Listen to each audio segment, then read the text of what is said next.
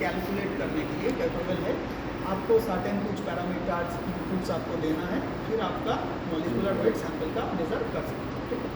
तो उसके लिए क्या टैब है यहाँ पे, ये जो स्टडीज़ बोल के जो टैब है ना, ये कम्प्लीटली मॉलिक्यूलर वेट के लिए है, ठीक है। दैट मीन होम पेज से आप मेजरमेंट इनिशिएट कर सकते हो। मेजर टैब से आपका मेजरमेंट स्टार्ट करना है, जो प्रोसेस करना है आपका measurement.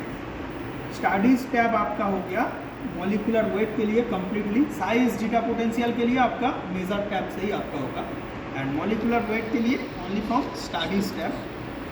Fourth is analyse tab. Analyse tab में क्या है, जो मेजरमेंट आपने ऑलरेडी परफॉर्म कर लिए, वो डेटा ऑलरेडी सेव हो गया, वो देखने के लिए, प्रिंट लेने के लिए, उसका एनालिसिस करने के लिए, एनालाइज करने के लिए ये आपका एनालाइज टैब, ठीक है। फोर्थ हो गया सैंपल असिस्टेंट, जो एक्सटर्नल कुछ आपका क्या बोलते हैं एक्सेसरी के लिए होता है, जो यहाँ पे एप्लीकेबल नहीं है। फिर होता है आपका report designer tab. Report designer means आपका जो रिजल्ट आ गया है उसको आपका कौन सा टेम्पलेट में कुछ प्रिंट लेना है, उसको अलग से आपका एक टेम्पलेट बनाना है। दैट मीन्स आपका ये नेमिंग से ही आपको पता चल रहा है कि रिपोर्ट कैसे आप डिज़ाइन करने वाले हैं, ठीक है। एग्जिस्टिंग मतलब बाय डिफ़ॉल्ट कुछ रिपोर्ट ऑलरेडी यहाँ पे है, आप अगर अलग से आपका रिपोर्ट डिज़ाइन करना चाहते हो तो वो कर सकते हो ये टैब के थ्रू। नेक्स्ट हो रहा है इंस्ट्रूमेंट। जो इंस्ट्रूमेंट का जो पैरामीटर्स वगैरह या फिर इसका स्पेसिफिकेशन यहाँ पे है, जिसमें यूज़र का कोई काम नहीं है। इंस्ट्रूमेंट का सीरियल नंबर, सॉफ्टवेयर वर्जन, ये सब यहाँ से मिलता है। तो हम लोग आ जाते हैं होम पेज में। होम पेज से आपको दिखेगा measure size, measure zeta potential. That means आप अगर कोई मेजरमेंट स्टार्ट करने जा रहे हो तो यहाँ से आपका मेजरमेंट को इनिशिएट करें, ठीक है। तो हम लोग मेज़र साइज में जाएंगे। तो मेज़र साइज जाने के बाद आपको क्या करना है, ये आपका साइज का मेजरमेंट विंडो ओपन होगा। दैट मीन्स विंडो मीन्स यहाँ पे आपका जो सैंपल आप टेस्ट करने जा रहे हो उसका जो जो इनपुट्स आपका इंस्ट्रूमेंट को चाहिए वो यहाँ पे आपको पुट करना है, फिर जाके आप मेजरमेंट स्टार्ट कर सकते हैं। बेसिकली क्या क्या इनपुट्स इंस्ट्रूमेंट मांगता है, जैसे आपका सैंपल का कुछ पैरामीटर, जैसे आपका सैंपल का टाइप, जो आपका सैंपल का रिफ्रैक्टिव इंडेक्स क्या है, ये बेसिकली इंस्ट्रूमेंट पूछता है, और ये सैंपल का एब्जॉर्बेंस क्या है, ये बेसिकली इंस्ट्रूमेंट पूछता है। ये किस लिए आपसे पूछता है, जैसे ये इंस्ट्रूमेंट जो आपको डेटा देगा, जैसे जीटा साइजर का जो रॉ डेटा होता है या फिर मादर डेटा जो होता है, वो होता है आपका intensity based particle size distribution. That means intensity PSD. आप अगर डीएलएस का कोई रिपोर्ट अगर पहले कहीं पे देखे हो या फिर कहीं पे यूज़ किए हो तो इंटेंसिटी पीएसडी आपको पता होगा, वो होगा आपका डीएलएस का रॉ डेटा। तो ये डीएलएस का जो रॉ डेटा है, दैट मीन्स जीएलएस का जो बेसिक मेजरमेंट है, उसके लिए आपका कोई एडिशनल इनपुट्स का ज़रूरत नहीं होता है। लेकिन मानिए कि ये मालवान का एक और टेक्नोलॉजी है, जैसे ये डायनामिक लाइट स्कैटरिंग हो गया, एक और टेक्नोलॉजी होता है लेज़र डिफ्रैक्शन टेक्नोलॉजी, जो बेसिकली माइक्रोन रेंज के लिए होता है। तो जैसे डीएलएस में हम लोग क्या सीखे कि अगर आपका पार्टिकल लिक्विड फेज में डिस्पर्स कंडीशन में है, उसमें अगर ब्राउनियन मोशन है, दैट मीन्स छोटा पार्टिकल बहुत फास्ट मूव करेगा, लार्जर पार्टिकल स्लो मूव करेगा। वहाँ पे अगर आप लाइट इंटेंसिटी डालते हो, वो लाइट इंटेंसिटी का फ्लक्चुएशन से जो आपका फ्लक्चुएशन रिस्पॉन्स मिलेगा, उससे आपका पार्टिकल साइज में कन्वर्ट होता है, ठीक है। तो दूसरा एक टेक्नोलॉजी होता है लाइट लेज़र डिफ्रैक्शन टेक्नोलॉजी। वहाँ पे क्या होता है, लाइट नॉर्मली 180 डिग्री में जाता है, स्ट्रेट आपका 180 डिग्री में, उसके सामने अगर पार्टिकल आता है तो पार्टिकल एक पर्टिकुलर एंगल में डिफ्रैक्ट होता है, मतलब लाइट एक पर्टिकुलर एंगल में डिफ्रैक्ट होता है। कैसा एंगल में, छोटा पार्टिकल होगा तो वो लार्जर एंगल में लाइट को डिफ्रैक्ट करेगा, एंड स्मॉलर एंगल होगा तो वो स्मॉलर एंगल में, स्मॉलर पार्टिकल है तो वो लार्जर एंगल में डिफ्रैक्ट करेगा, लार्जर पार्टिकल है तो वो स्मॉलर एंगल में डिफ्रैक्ट करेगा। ये होता है आपका laser diffraction technology. Particle size measure करने का ही एक टेक्नोलॉजी, उसमें आपका ब्राउनियन मोशन से काम नहीं चलता है, उसमें पार्टिकल को आप फोर्सफुली मूव कराते हो, मूव करवा के लाइट के सामने लाते हो, फिर वो पार्टिकुलर एंगल में लाइट को डिफ्रैक्ट करता है, फिर वो एंगल से आपका पार्टिकल साइज मेजर होता है। तो वो इंस्ट्रूमेंट के बेसिक पैरामीटर्स ये रहता है आपका पार्टिकल का रिफ्रैक्टिव इंडेक्स एंड पार्टिकल का एब्जॉर्प्शन। ये इंस्ट्रूमेंट के लिए वो नहीं ज़रूरत पड़ता है। लेकिन ये जो जीटासाइजर सॉफ्टवेयर है, ये सॉफ्टवेयर में आप अगर एडिशनली आपका सैंपल का refractive index and absorption value देते हो तो वो क्या कर सकता है, यही सेम आपका जो वैल्यू मिल रहा है ये इंस्ट्रूमेंट से, जो intensity based particle size distribution मिल रहा है, उसको ही वो volume based particle size distribution या फिर number based particle size distribution में कन्वर्ट कर सकते हैं। ये सॉफ्टवेयर कर सकते हैं। ये सॉफ्टवेयर में वो दोनों कन्वर्ट करने के लिए आपको अलग से ये पैरामीटर्स सॉफ्टवेयर पूछ रहा है, दैट इज आपका सैंपल का रिफ्रैक्टिव इंडेक्स एंड एब्जॉर्प्शन। ये दोनों वैल्यू आपका वो कन्वर्सन फैक्टर के लिए यूज़ हो रहा है। एज ए कन्वर्सन फैक्टर ये सॉफ्टवेयर यूज़ कर रहा है, ठीक है। तो आपका सैंपल का रिफ्रैक्टिव इंडेक्स एंड एब्जॉर्प्शन ये दोनों आपको देना है बिफोर मेजरमेंट, और आप जितना एक्यूरेट ये दोनों वैल्यू दोगे। एब्जॉर्प्शन तो ठीक है, रिफ्रैक्टिव इंडेक्स तो सॉल्वेंट का होता है, तो पार्टिकल का भी होता है। पार्टिकल का मतलब डिस्पोज करने के बाद उसका रिफ्रैक्टिव इंडेक्स मेजर करके डालना होता है।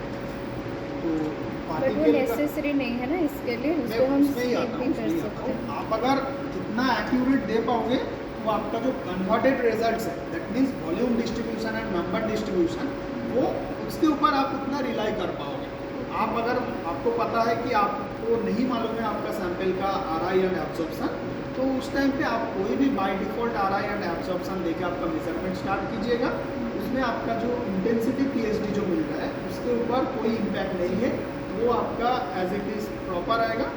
जो number distribution and volume distribution जो मिल रहा है उसमें आपको देखना है कि वो आपका लेना है या फिर नहीं लेना। आप अगर प्रॉपर दे रहे हो तो उसमें आप रिलाई कर सकते हो कि वॉल्यूम डिस्ट्रीब्यूशन नंबर डिस्ट्रीब्यूशन भी आप ले सकते हो। अगर आपको मालूम है कि ये मैं प्रॉपर नहीं दे रहा हूँ तो आप अपना जो रॉ डेटा है, that means hydrodynamic diameter and आपका इंटेंसिटी PSD, ये दोनों ही आप लीजिए। हाइड्रोडायनामिक डायमीटर के ऊपर RI एंड एब्जॉर्प्शन का कोई इम्पैक्ट नहीं है। तो हम लोग मेजरमेंट स्टार्ट करते हैं। क्या क्या पैरामीटर्स आपसे पूछ रहा है। पहला तो आपका सैंपल का नेम। सैंपल का नेम में आप दे दीजिएगा जो भी आपका सैंपल का नेम, आइडेंटिफिकेशन जो भी है, ठीक है।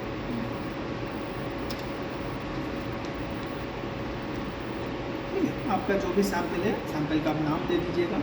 अलग से कोई आपका सैंपल का आइडेंटिफिकेशन पैरामीटर ऐड करना है तो वो भी आप ऐड कर सकते हो, ज़रूरी नहीं है। जैसे मानिए कि आपका सैंपल का कलेक्शन डेट या फिर प्रिपरेशन डेट, जैसे आप 25 तारीख को बनाए थे, कौन किसका सैंपल है, वो IIT भुवनेश्वर का सैंपल है, वो नाइजर से आप लेके आए हो, प्लेस नाइजर भुवनेश्वर, जो आपका बस आइडेंटिफिकेशन के लिए, डेटा में कोई इम्पैक्ट नहीं है उसका। जैसे आप देखिए नेम एंड यूनिट, वहाँ पे वैल्यू आपको देना है। फिर क्या आता है आपका सेल। सेल मतलब क्यूवेट्स, कौन सा क्यूवेट्स आप यूज़ कर रहे हो। ये जो DTS 0012 है, ये जो क्यूवेट आप देख रहे हो, जो क्यूवेट मैंने अभी आपको दिखाया, ठीक है, ये क्यूवेट आपके पास है। तो इसमें आप मेज़र कर सकते हो पार्टिकल साइज आपका एक्वस मीडियम में, मतलब वाटर बेस्ड कोई पार्टिकल साइज आपको मेज़र करना है तो ये क्यूवेट से आप मेज़र कर सकते हो। ये प्लास्टिक से बना हुआ है, इसमें नॉन एक्वस ऑर्गेनिक आप यूज़ मत कीजिए, ठीक है। और जो ग्लास क्यूवेट का मैं बात कर रहा था वो आता है यहाँ पे PCS 8501, ये आपका ग्लास का बना हुआ है। इसमें आप, ये यूनिवर्सल क्यूवेट है, कोई भी सैंपल आप लिक्विड फेज में है, किसी भी टाइप का सैंपल है तो आप इसमें मेजर कर सकते हैं, irrespective of that is aqueous और non aqueous, organic, inorganic, any sample आप यहाँ पे मेजर कर सकते हैं। फिर क्या आ रहा है मटेरियल का प्रॉपर्टी, जो मैं तब आपको बोल रहा था। मटेरियल का प्रॉपर्टी में आप यहाँ पे लाइब्रेरी में बहुत कुछ दिया हुआ है, जैसे पॉलिस्टाइरीन लैटेक्स, प्रोटीन, कोलाइडल गोल्ड, इतना आपका लाइब्रेरी में ऑलरेडी मालूम कुछ दे दिया है। आपको अगर मानिए कि कुछ नया सैंपल भी ऐड करना है तो भी आप कर सकते हो। तो यहाँ पे जो पेन का सिंबल है, इसमें आप जाओ, आपका सैंपल का नाम डाल दो, फिर RI एंड एब्जॉर्प्शन डाल के ओके कर देने के आप चेंज करोगे तभी आपका ऐड टू डेटाबेस आ जाएगा। ऐड टू डेटाबेस आ गया, ठीक है। कोई भी आप नया पैरामीटर ऐड करने जाओगे तो वो ऐड टू डेटाबेस ऑप्शन आ जाएगा, आप ऐड कर लीजिए, ठीक है। वो लास्ट में आपको दिखेगा, ये जो नीचे है एकदम नीचे आ जाएगा, वो ये जो मालवन पैरामेडिकल का लोगो है वो नहीं दिखेगा, वो आपका बना हुआ जो भी है। फिर डिस्पर्सेंट डिस्पर्सेंट का भी सेम पैरामीटर्स आपको बताना है, लेकिन डिस्पर्सेंट आपका नया नॉर्मली नहीं मिलता है। लैब में जितना भी डिस्पर्सेंट है वो ऑलरेडी मालवन जो भी जनरल डिस्पर्सेंट होता है यहाँ पे ऑलरेडी सब डाल दिया है। यहाँ से आप डिस्पर्सेंट आपका सिलेक्ट कर लीजिएगा। अगर आपका कोई स्पेशल डिस्पर्सेंट आप लाए जो यहाँ पे नहीं मिल रहा है तो वो सेम टाइप मतलब सेम तरीके से आप यहाँ पे नया ऐड कर सकते हैं। वही आपका यहाँ पे पूछेगा RI डिस्पर्सेंट का RI, वो कौन सा टेम्परेचर में आप टेस्ट करने जा रहे हो, तो ये सब आपको पूछेगा। उसका विस्कोसिटी क्या है, उसका एब्जॉर्प्शन क्या है, यही पूछेगा बस आपको एक नया डिस्पर्सेंट ऐड करने के लिए। ठीक है, अगर THF वाटर का मिक्सचर यूज कर रहे हैं तो उसके लिए आपको क्या क्या पैरामीटर पूछ रहे हैं एक बार आप देख लीजिएगा। जैसे आप डिस्पर्सेंट में जाए, ये देखिए आपका टेम्परेचर मतलब THF एंड वाटर का जो आपका मिक्सचर है तो आप नाम में वो डाल दीजिएगा। फिर आपका टेम्परेचर कौन सा टेम्परेचर में आप यूज़ करने जा रहे हो इसको। जैसे ये इंस्ट्रूमेंट का बाय डिफ़ॉल्ट टेम्परेचर है 25 डिग्री, इसको आप 90 डिग्री तक भी लेके जा सकते हो। ठीक है, और नीचे आपका 2 डिग्री तक भी आप ला सकते हो अगर आपका रूम टेम्परेचर 2 डिग्री है। अगर एम्बिएंट टेम्परेचर 2 डिग्री है तो वहाँ दैट मीन्स ये इंस्ट्रूमेंट बाय रूम टेम्परेचर से 90 डिग्री तक जा सकते हैं। तो कौन सा टेम्परेचर में आप वो पर्टिकुलर डिस्पर्सन को यूज़ करने वाले हो वो आप दे दीजिएगा। जैसे सर्टेन 25 टू 40, इससे ऊपर आप नहीं मेजरमेंट करना चाहिए तो वो यहाँ पे आप डाल दीजिएगा। बाकी आपसे क्या पूछ रहा है सैंपल का विस्कोसिटी। विस्कोसिटी तो आपको अगर पता है तो सही है, नहीं तो आपको मेज़र करके यहाँ पे डाल देना है। बाकी और यहाँ पे कुछ नहीं मिल रहा है, नहीं पूछ रहा है आपका ये वाटर बेस्ड है कि नहीं, ये आपका प्लास्टिक सेल के साथ कंफर्टेबल है कि नहीं, यही चीज़ आपसे पूछ रहा है, आप दे दीजिएगा वो डेटाबेस में आपका आएगा। ठीक है, फिर क्या है आपका मेज़र जो आपका साइज़ का ऑप्शन है। ये जो 1 का मतलब है आपका ये जो इसमें मैं बाद में आता हूँ, पहले ये प्रॉपर्टीज़ चेक कर लेते हैं। प्रॉपर्टीज़ में क्या है आपका टेम्परेचर, कौन सा टेम्परेचर में आप मेज़र करने वाले हैं।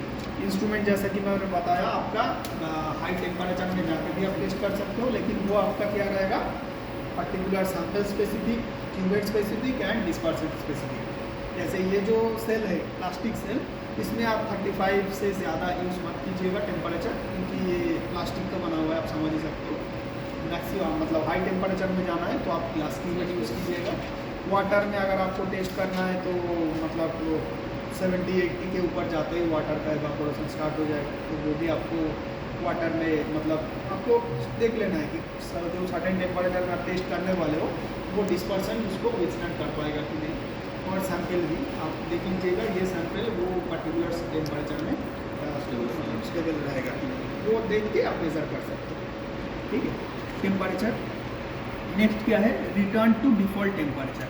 ये ऑलवेज येस रखना, इसका मतलब क्या है आपका जैसे आप 25 में टेस्ट कर रहे हो और इंस्ट्रूमेंट का बाय डिफ़ॉल्ट टेम्परेचर भी 25 है, दैट मीन्स मेजरमेंट होने के बाद वो 25 ही मेंटेन करेगा। अगर आपने इसको नो कर दिए और नो करने के बाद आप यहाँ पे मानिए कि 50 डिग्री में आप मेज़र कर रहे हैं, ठीक है, 50 डिग्री में मेज़र किए, वो इंस्ट्रूमेंट जो है ये आपका सैंपल एरिया जो है ये एक कम्प्लीटली आइसोथर्मल एरिया है। जैसे ये जो एरिया है ये 50 डिग्री मेंटेन करेगा आपका क्यूवेट के ऊपर, लेकिन मानिए कि आपने वो नो करके रखे फॉर इसको, उसके बाद मेज़रमेंट होने के बाद आपने ये एरिया ओपन कर दिया, फिर क्या होगा वो जो एरिया वो छोटा एरिया को वो 50 डिग्री मेंटेन कर रहा था, अभी ये क्योंकि ओपन कंडीशन में है तो ये ट्राई करेगा पूरा रूम को ही 50 डिग्री को मेंटेन करने का, जो ये इंस्ट्रूमेंट कर नहीं पाएगा, फिर वो उसका जो पेल्टियर है वो बांध हो जाएगा।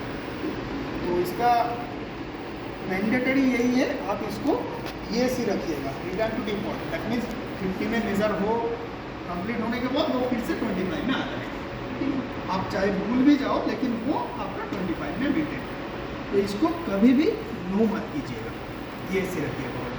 उसके बाद क्या है आपका सैंपल का इक्विलिब्रेशन टाइम। इक्विलिब्रेशन टाइम मतलब आपका मानिए कि एक बार कोई सैंपल आपने प्लेस किए, क्यूवेट को अपने इंस्ट्रूमेंट के अंदर प्लेस किए, प्लेस करने के बाद एडिशनल कुछ टाइम अगर आप देना चाहते हो कि इंस्ट्रूमेंट वो सर्टेन टेम्परेचर रीच करने, सैंपल सर्टेन टेम्परेचर रीच करने के बाद कुछ टाइम सैंपल को दे जो वो उस टेम्परेचर में मेंटेन करे, तो वो आपके हाथ में है, आप आप अगर रूम टेम्परेचर में टेस्ट कर रहे हो तो उसमें ज़्यादा देने का कोई मतलब नहीं है।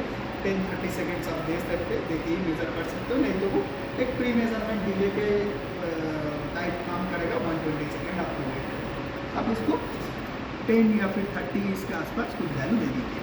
वो एक प्री मेजरमेंट डिले है, वेट करके फिर मेजरमेंट स्टार्ट करेगा। एनालिसिस मॉडल कौन सा मॉडल में वो टेस्ट करेगा? General purpose. कोई भी अननोन सैंपल के लिए आप जनरल पर्पस रखिएगा। दैट मीन्स इंस्ट्रूमेंट जो हाइड्रोडायनामिक डायमीटर देगा उसका जो डिफ़ॉल्ट पैरामीटर्स है, बेसिक जो आपका टेम्पलेट है उसके थ्रू ही मेज़र करके आपका ये पर्टिकुलर सैंपल मेज़र करके देगा। अगर मानिए इसमें एक और तो वेरिफिकेशन लैटेक्स मोड है, इसमें ये मल्टीपल नैरो मोड जो होता है वो हम लोगों के लिए होता है।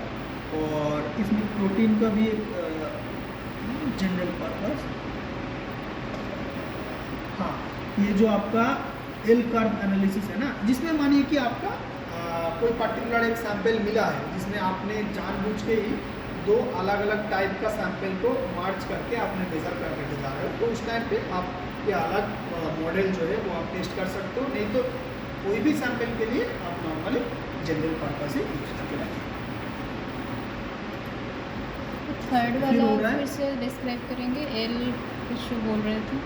नहीं, ये जो मॉडल है ना, ये मानिए कि आपका एक मॉडल है, जैसे आपका कोई मोनोमोडल टाइप का सैंपल है, आपको पहले से ही मालूम है कि एक पर्टिकुलर टाइप का ही सैंपल है, इसमें अलग अलग टाइप का सैंपल नहीं है। एक क्या होता है जनरल, जिसमें आप इंस्ट्रूमेंट को कुछ नहीं बता रहे हो, इंस्ट्रूमेंट अपने हिसाब से ही बता रहे बाय हो डिफ़ॉल्ट जो है बाय उस डिफ़ॉल्ट। हिसाब से एक होता है आपका मल्टीपल पिक्स, जिसमें क्या होता है आप अगर मानिए कि अलग अलग सैंपल को आप मतलब अलग अलग डिफरेंट पॉपुलेशन, ऐसा नहीं है कि आपका एक वाइड रेंज है 10 से आप 300 नैनोमीटर आप ये Mixed रेंज में आपका population पार्टिकल्स है, उसके लिए आपका जनरली सही है। लेकिन मानिए कि आप 10 to 20 का एक पार्टिकल आपने बनाए थे, वो आपने डाले, और क्या है एक 250 से लेके 300 का एक पार्टिकल अलग आपने बनाया, लेकिन बीच में कोई आपका पार्टिकल नहीं, 20 से लेके 250 तक कोई पार्टिकल नहीं था। हाँ। उसके लिए दैट मीन्स क्या है, तो अलग अलग पीक आपका मिलने का चांसेस है, Probability है। प्रोबेबिलिटी है। हाँ। तो उस टाइम पे आप मल्टीपल,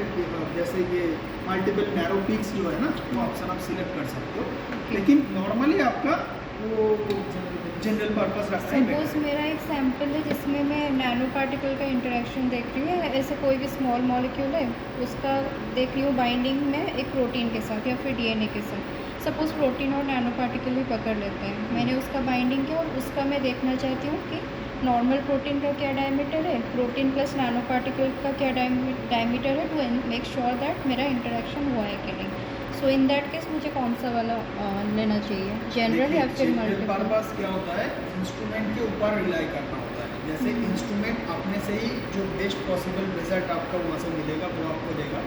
लेकिन मल्टीपल नैरो मोड्स बनाने का मतलब ये है आप इंस्ट्रूमेंट को अलग से असिस्ट कर रहे हो, इंस्ट्रूमेंट को कुछ अलग से आप इनपुट्स दे रहे हो कि मुझे लग रहा है कि मेरा सैंपल में, जैसे कि आपने बताया कि मेरा एक प्रोटीन सैंपल है और एक दूसरा सैंपल भी है, दोनों को मैंने मिक्स किया है, ऐसा कुछ अगर है तो। हाँ, प्रोटीन और कोई एक नैनो पार्टिकल को मैंने Right. मिक्स करके इंटरेक्शन तो देखा। ऐसा अगर है तो आपको अगर पता है कि मल्टीपल पिक्स इसमें आ सकता है, तो इंस्ट्रूमेंट को पहले से ही आप कॉन्फिडेंस दे रहे हो कि हाँ इसमें मल्टीपल पिक्स आ सकता है। आप उसके हिसाब से अगर ऐसा आपको मिल रहा है तो वो मुझे वैल्यू आप दीजिए, तो आप वो वैल्यू वो पर्टिकुलर सैंपल के लिए आप दे सकते हो। वैल्यू मीन्स कौन सी सॉरी वैल्यू? वैल्यू नहीं, मोड का मैं बात कर रहा हूँ, वो Okay. मोड आप सिलेक्ट करके दे सकते हो। ओके, बट ये क्या जनरल में भी हो सकता है? जनरल में भी इंस्ट्रूमेंट को वैसा ही मिलेगा, वो आपको वैसा ही देगा, लेकिन उसमें क्या होता है आपका इंस्ट्रूमेंट को देखिए, इंस्ट्रूमेंट क्या होगा, एक जनरल इसके बाद एक पैरामीटर है जो measurement time and measurement duration. उसमें क्या होता है इंस्ट्रूमेंट अगर रिपीटेबल रिजल्ट्स उसको मिल रहा है, उसको लग रहा है कि ये प्रॉपर रिजल्ट आ रहा है, अप्रोप्रिएट रिजल्ट आ रहा है, तो वो मिनिमम रन्स लेके ही आपका मेजरमेंट को कंक्लूड कर देगा। अगर उसको लग रहा है कि ये प्रॉपर रिजल्ट नहीं है या फिर मुझे कि उसको मल्टीपल नैरो मोड्स मिल रहा है, पिक्स मिल रहा है, हाँ। और उस टाइम पे वो जनरल मोड में था, तो वो थोड़ा देर और भी मेजरमेंट कर सकता है, टाइम को वो एक्सटेंड कर सकता है। लेकिन अगर आप पहले ही बोल दिए कि हाँ मेरा सैंपल का नेचर ऐसा हो सकता है, तो वो थोड़ा पहले fast से हो फास्ट जाएगा। वो मेजरमेंट कर लेगा, वो सोचेगा कि हाँ यूज़र मुझे ऐसा ही कमेंट दिए थे, हाँ। दैट मीन्स मुझे जो वैल्यू मिल रहा है that is near to perfect. So मुझे और फार्दर इसको मेजरमेंट करने का और ज़रूरत नहीं है। ठीक है। जितना मुझे मिनिमम रिजल्ट्स मिला है मैं पब्लिश करूँगा। ठीक। जो सेकंड मॉडल है वो लार्जर साइज की है। नहीं, वो मोनोमोडल सैंपल की। जैसे ये पर्टिकुलर हम बात कर रहे थे कि मल्टीपल पीक्स, इसमें मोनोमोडल, जैसे एक ही टाइप का आपका सैंपल है, ये भी आप कंफर्म कर सकते हैं। उसमें देखिए मोनोमोडल ये मोनोमोडल जो सैंपल है ना, मोनोमोडल सैंपल टू ऑब्टेन मिनिमम।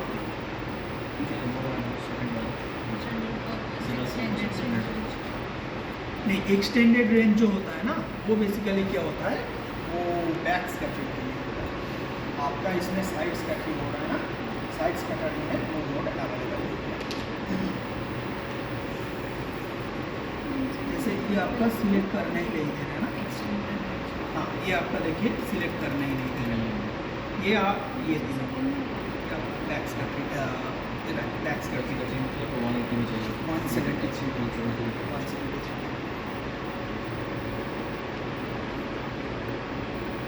फिर क्या हो रहा है, साइज डिस्प्ले लिमिट। जैसे आपका कौन सा रेंज में पार्टिकल साइज देखना है, जैसे मैं अगर एनालाइज में चला जाऊँ तो यहाँ पे आप अगर पार्टिकल साइज देखते हो तो ये जो आपका पार्टिकल साइज का रेंज दिख रहा है 0.01 से स्टार्ट हो रहा है एंड आपका 10,000 तक ये आपका वैल्यू दिखा रहा है, ठीक है ना। तो आपका मानिए कि ये पर्टिकुलर बस रेंज का ही आपका पार्टिकल साइज दिखना है, मतलब डिस्प्ले करना है। तो उसके लिए आप वहाँ पे display particular size range select कर सकते हो। जैसे ये जो पैरामीटर्स है ना, ये बेसिकली QC के लिए होता है। जैसे आपका क्या हो रहा है, ये बेसिकली आपका रिसर्च लैब में हो रहा है, तो इसमें ये पर्टिकुलर्स इतना मतलब क्या बोलते हैं इसको, ऑप्शंस यूज़ नहीं होता है। आपका मानिए कि कोई इंडस्ट्री में ये यूज़ हो रहा है, उसका सेम प्रोटोकॉल सेम फॉलो करेगा, उसमें यूज़र कुछ सोचेगा भी नहीं क्या हो रहा है क्या नहीं हो रहा है, उसको सोचना भी नहीं है। वो बस सैंपल लाएगा, जो भी वैल्यू आ रहा है वो करेक्ट है फेल है वो देखेगा भी नहीं, बस पब्लिश कर देगा। वो इतना ही काम रहता है। तो उसके लिए वो अलग अलग टेम्पलेट यहाँ पे सेट किया हुआ है। मैं बस इसका मीनिंग आपको बता रहा हूँ। जैसे डिस्प्ले साइज पर्टिकुलर एक लिमिट अगर आप सेट करना चाहते हो तो उसके लिए बेसिकली ये ऑटोमेटिकली आप रखोगे। Size threshold mode, threshold mode का मतलब है ये पहला बात तो होगी आपको दिखाने के लिए, और थ्रेशोल्ड मोड में भी आप अगर पर्टिकुलर एक रेंज सिलेक्ट कर देते हो तो वो पर्टिकुलर वही रेंज का मेज़रमेंट करेगा। जैसे यहाँ पे क्या है, वो पूरा रेंज का ही मेज़रमेंट कर रहा है और पूरा रेंज ही आपको दिखा रहा है। डिस्प्ले को आप अगर छोटा कर दोगे तो वो मेज़रमेंट तो पूरा ही करेगा लेकिन आपको दिखाएगा बस सर्टेन लिमिट तक ही, और थ्रेशोल्ड को आप अगर छोटा कर दोगे तो वो मेज़रमेंट ही उसी लिमिट में लेगा। जैसे मानिए कि आपने थ्रेशोल्ड लिमिट सेट कर दी है कि मेरा सैंपल को टेस्ट करना है 10 टू लेके 50 नैनोमीटर, दैट मीन्स 10 से नीचे भी अगर कोई सैंपल है वो उसको देखेगा भी नहीं, 50 के ऊपर भी अगर कोई पार्टिकल मिला तो भी वो नहीं देखेगा। तो ये रिकमेंडेड नहीं है लेकिन सॉफ्टवेयर का फीचर है, इसीलिए मैं आपको बता दूँ, ठीक है। ऑलवेज इसको जनरली रखना है, मतलब ऑटोमेटिक ही रखना है। उसके बाद क्या है, एडवांस्ड सेटिंग। एडवांस्ड सेटिंग में angle of detection back scatter रहेगा और तो साइड स्कैटर है, इसलिए ये ऑप्शन इनेबल नहीं है। साइड स्कैटर करने से ही वो ऑप्शन इनेबल होगा। बैक स्कैटर अगर आपने हम लोग गलती से भी कर दिए तो वो मेजर में स्टार्ट करने के लिए आपका साइड स्कैटर रहेगा। उसके बाद क्या होता है, मेजरमेंट पोजीशन, ये साइड स्कैटर के लिए डिफ़ॉल्ट है। उसके बाद एटीन्यूएशन वो ऑटोमेटिक रखना है और नंबर ऑफ रन्स। एटीन्यूएशन का मतलब है कितना लाइट आपका ये पर्टिकुलर मेजरमेंट के लिए ज़रूरी पड़ रहा है। जैसे आपका मानिए कि वो 633 नैनोमीटर का जो लाइट इंस्ट्रूमेंट तक जा रहा है, क्यूबिट्स तक जा रहा है, अगर पर्टिकुलर एक सैंपल में बहुत लाइट हो जाने से अगर जो इंटेंसिटी का फ्लक्चुएशन जो मिल रहा है, स्कैटरिंग का फ्लक्चुएशन, वो मानिए कि डिटेक्टर को सैचुरेशन लेवल तक लेके जा रहा है, दैट मीन्स वहाँ पे वो लाइट इतना ज़्यादा हो गया वो प्रॉपरली देख नहीं पा रहा है। तो उसमें क्या होगा, वो एक इंस्ट्रूमेंट के सामने, मतलब लाइट के सामने एक एटीन्यूएटर व्हील है, वो व्हील में अलग अलग आपका टाइप्स ऑफ एटीन्यूएटर बैठा है कि वो लाइट को कितना इंटेंसिटी जाने देगा, 100% जाने देगा या फिर 90%, 80%, अलग अलग व्हील है। वो घुमा के आपको वो पर्टिकुलर एटेन्यूएटर को यूज़ करेगा। वो सैंपल को देखने के बाद वो डिसाइड करेगा उसको ऑटोमेटिक रखना है। और ये जो सैंपल आप मतलब सेटिंग आपने फिल किए, ये सेटिंग कंप्लीट होने के बाद आपका एक डेटा आपको देगा। और यही डेटा अगर आपको ट्रिप्लिकेट में चाहिए या फिर 5 डेटा चाहिए, 4 डेटा चाहिए, मल्टीपल डेटा अगर आपको चाहिए तो वो आपको यहाँ पे नंबर को डाल देना है। नंबर ऑफ मेजरमेंट आपको कितना चाहिए। आप अगर 3 डालते हो तो ये सेम जो मेजरमेंट है वो 3 बार रिपीट करेगा। दैट मीन्स ये करने में अगर आपका 1 मिनट लगता है तो वो 3 मिनट लगेगा और आपको 3 अलग अलग डेटा देगा। ठीक। और अगर मल्टीपल मेजरमेंट आप करने जा रहे हो तो उसमें पॉज बिटवीन रिपीट्स अगर आप देना चाहते हो तो आप दे सकते हो, नहीं भी दे सकते। फिर ये सेटिंग होने के बाद आप क्यूबेट को इंसर्ट कीजिएगा एंड मेजरमेंट स्टार्ट कीजिएगा। और ये सेम सेटिंग में डिफरेंट सैंपल ना एक ही सैंपल एक ही सैंपल है अपने एक बार बिठा है वो आप 3 रिजल्ट्स अगर डेटा अगर उसका फिर चेंज करना है तो फिर से पैरामीटर यही रहेगा या फिर चेंज करना आप अगर ये सेम पैरामीटर कीजिएगा, अगर दूसरा सैंपल के लिए दूसरा पैरामीटर जैसे RI एंड एब्जॉर्प्शन चेंज हो गया, मानिए कि उसका क्या है वो उसी पैरामीटर पे अगर चेंज करना है तो बस क्यूबेट चेंज करना है ना। आपको यहाँ पे मतलब मतलब ये बोल रहे हैं कि जो हमारा जो सैंपल है वो सैंपल सेम ही है, लेकिन अगर मान लो कि सैंपल 1 में पार्टिकल साइज कुछ होगा, सैंपल 2 में पार्टिकल साइज कुछ होगा, ऐसा कुछ मान लो सारे गोल्ड नहीं, सारे प्रोटीन नहीं, तो हमें बस क्या क्यूबेट चेंज करना है या फिर सैंपल चेंज करना है। पैरामीटर्स तो नहीं वही रहेंगे। मैंने एक रन दे दिया सैंपल का आ गया तो पार्टिकल साइज, मुझे और एक सैंपल का रन मतलब कराना है इसका उसको कि स्टॉप करके आप मतलब सैंपल को चेंज कर दीजिएगा। बस सैंपल नेम चेंज करना सैंपल होगा, नेम भी आपको नेम चेंज करके फिर से run पैरामीटर करना। वही रखना है जो है वही सेटिंग आपको मिल जाएगा। ये जो सेटिंग आपने यूज़ की है ना वो मेजरमेंट कंप्लीट करने के बाद भी आपको मिल जाएगा वो सेम सेटिंग आपको यूज़ करने के लिए। जैसे ये आपका मेजरमेंट वो होने के बाद ये जो आपका सेव की है ना, मतलब अभी आपका चल रहा है वो यहाँ पे मेथड्स 1 में आ गया। फिर आपका कंप्लीट होने के बाद यहाँ पे कंप्लीटेड मेथड में आ जाएगा। उसमें क्लिक करने से ही वो दोबारा पॉपअप करके यहाँ पे आ जाएगा। बस एक चेंज करके आप Sample name change करके कर तो इसमें क्या क्या हम लोग किए, पहले तो आपका सैंपल का नेम डाले, दैट मीन्स वो आइडेंटिफिकेशन। उसके बाद कौन सा सेल आपने यूज़ कर रहे हो वो आपको बता के देना है। आप जो सेल यूज़ कर रहे हो वही आप इंस्ट्रूमेंट को बताइएगा, क्योंकि पर्टिकुलर सेल का एक रिफ्रैक्टिव इंडेक्स है सेल का भी। जैसे क्या हो रहा है, जैसा कि मैंने आपको पहले बताया, लाइट जो यहाँ तक आ रहा है, यहाँ से आपका जो लेज़र मॉड्यूल से बीम पास हो रहा है, वो बीम आपका एयर मीडियम पे आ रहा है। फिर आपका ग्लास मीडियम के थ्रू आपका दूसरा एक ग्लास दैट मीन्स ऑप्टिक के थ्रू वो जा रहा है। फिर आपका ये जो क्यूबेट आ रहा है ये प्लास्टिक के थ्रू आपका लिक्विड में जा रहा है। दैट मीन्स लाइट अगर उसका मीडियम चेंज करेगा, आपको मालूम है उसका थोड़ा सा रिफ्रैक्शन होता है। ग्लास से अगर लिक्विड में जाएगा, लिक्विड से अगर एयर में जाएगा तो उसका एक एंगल का चेंजेस रहता है। तो आप अगर प्लास्टिक क्यूबेट यूज़ करने के टाइम इंस्ट्रूमेंट को बताए कि नहीं मैं ग्लास क्यूबेट यूज़ कर रही हूँ, तो वो ग्लास क्यूबेट सोच के ही मेजरमेंट करेगा, तो आपका डेटा में उसका इम्पैक्ट आएगा। जो क्यूबेट आप यूज़ कर रहे हो पर्टिकुलर वही क्यूबेट इंस्ट्रूमेंट को बताना है। इंस्ट्रूमेंट क्यूबेट सेंस नहीं करता है, आपको ही क्यूबेट सेंस मतलब बता के देना है। आप अगर इसको बिठाने के बाद आप बोल दिए ग्लास क्यूबेट है, तो इंस्ट्रूमेंट ग्लास क्यूबेट सोच के ही मेजरमेंट करेगा। तो कितना सैंपल आपको फिल करना है वो भी एक बात है। जैसे ये जो इंस्ट्रूमेंट में आपका एक यहाँ पे सिंबल दिया हुआ है, ये आपका क्यूबेट का 1/3 पोर्शन फिल करने से ही आपका सैंपल मेजरमेंट के लिए सफिशिएंट हो जाएगा। क्योंकि आपका लाइट जो है वो बेसिकली ये पोजीशन जो है ना, यहाँ से आपका लाइट पास हो रहा है। दैट मीन्स ये क्यूबेट का 1/3 फिल करने से ही आपका मेजरमेंट के लिए सफिशिएंट है। आप अगर ज़्यादा दोगे तो उसमें ब्राउनियन मोशन में तो कोई इम्पैक्ट नहीं आएगा, लेकिन आपका सैंपल बेसिकली वेस्ट जाएगा। आप अगर मानिए कि कोई कॉस्टली सैंपल है तो आपके पास ज़्यादा सैंपल है नहीं, आप यही सैंपल को दूसरे कहीं पर भी यूज़ करने जाते हो, तो आप मिनिमम इसका 1/3 देने से ही आपका मेजरमेंट।